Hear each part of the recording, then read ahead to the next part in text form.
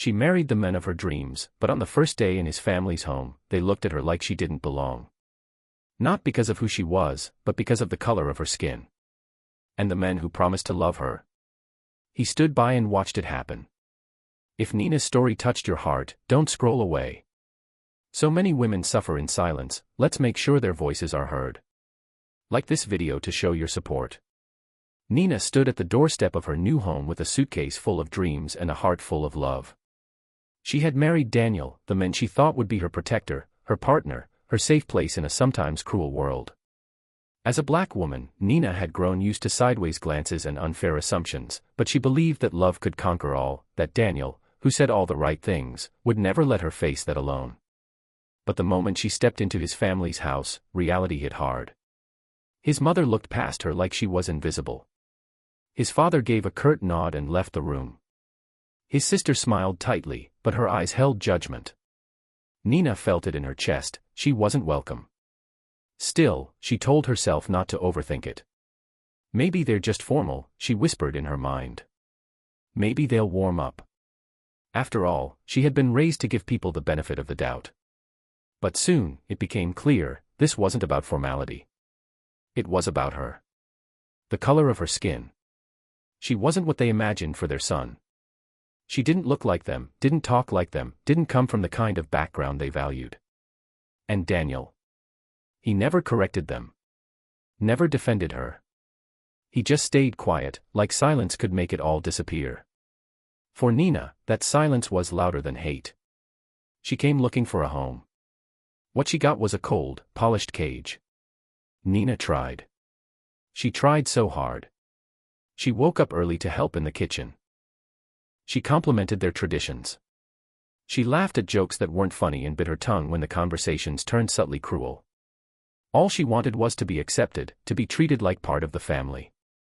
But every attempt was met with a wall.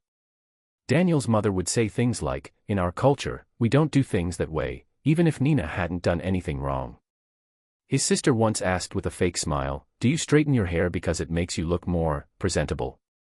The comments were always wrapped in politeness, but they cut deep. One night, while Nina helped set the table, she overheard Daniel's mother whisper, "He could have done better. She's not our kind." Daniel was in the room. He heard it. He looked up. And said nothing. Nina's heart stopped. That was her moment of realization. It wasn't just his family. It was him too. His silence was permission. His lack of response told them, it's okay to treat her this way. She confronted him later. "Did you hear what your mom said?" she asked. He shrugged. "She didn't mean it like that. Don't take everything so personally." Those words echoed in her mind. Don't take everything so personally. It was personal. It was always personal when someone judged her worth by her skin. And the man who promised to love and protect her couldn't even say one sentence to defend her. The house was always full of people, yet Nina had never felt more alone. Her in-laws were masters of passive cruelty. They would make holiday plans and forget to include her. They made inside jokes at the dinner table, laughing in front of her like she was invisible. They took turns making her feel like a guest in her own life. But the worst betrayal wasn't from them. It was Daniel. Every time Nina tried to talk to him, he downplayed her feelings. He called her sensitive. He said, "This is just how they are. They don't mean anything by it." But she knew better. There was the time his sister said, "If you have kids, they might look different. Are you okay with that?" And Daniel just kept scrolling on his phone. There was the time his mother said, "I always pictured Daniel with someone more refined," and he just changed the subject. Nina began to shrink. She stopped talking at dinner. She stayed in the guest room longer. She cried into her pillow late at night. She Googled support groups and stories like hers, trying to find proof that she wasn't imagining it. One evening, while they were alone, she said, "Daniel, I don't think I can do this anymore." He sighed. "You're overreacting. You just need to toughen up." Her pain was screaming. And still, no one heard. Nina packed her bags 3 times. The first time, she stood at the door for 10 minutes, hoping Daniel would say, "Please don't go. I'll fix this." he didn't. The second time, she called her mother in tears. Her mom said, "You have to choose your peace over your pride, baby." Nina nodded, and unpacked again. The third time, she didn't even cry. She just stared at herself in the mirror and wondered, when did I stop recognizing the woman I've become? She was exhausted. Tired of defending herself for simply existing. Tired of pretending she didn't notice the microaggressions. Tired of loving a man who couldn't even love her loudly. She stayed because she believed in love. She believed in her vows. She believed that maybe, just maybe, he would change. But love without respect is just pain dressed in pretty words.